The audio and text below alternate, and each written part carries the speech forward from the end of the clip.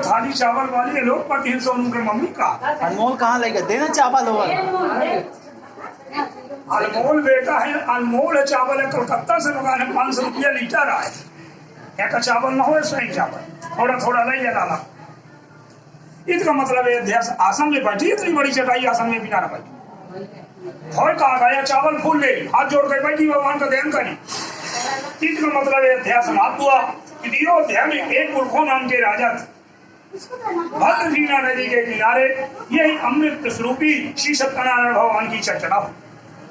वहां जाकर के राजा रानी ने श्री सत्यनारायण भगवान का व्रत कथा को श्रवण किया, पूजन किया। कहा हे प्रभु, हे श्री सत्यनारायण भगवान, हे प्रभु मुझे जब संतान होवेंगे तो मैं भी श्री सत्यनारायण भगवान का पूजन करूंगा अथवा कथा को श्री सत्यनारायण सत्यदेव नानारूप धारणम इदं तेषां पूजनम मित्राणां प्रतिभोष्ये साधसे भक्तं साधां च। राजा ने उनको नाम के कथा को श्रवण किए, पूजन किए, प्रसाद लेते समय कहा हे प्रभु मुझे जब संतान होंगे तो मैं भी श्री सत्यनारायण भगवान का पूजन करूंगा अथवा कथा को श्रवण करूंगा। प्रसाद पाकर गर्भवती 10वें समान कन्या पैदा हुई। ये शुक्ल पक्ष में चंद्रमा बढ़ता है, उसी के बाद से चंद्रमा के समान राजा ने उनको नाम राजा ने उनको नाम के कहा हे मानव मुझे जब संतान होवेंगे जब मैं श्री सत्यनारायण भगवान का पूजन करूं अथवा कथा को श्रवण करूं। कन्या हुई पैदा, कन्या के समय कहा प्रभु हे श्री सत्यनारायण स्वामी कन्या के विवाह के समय व्रत करूंगा। श्री सत्यनारायण भगवान रुष्ट हो गए, श्राप दे दिए।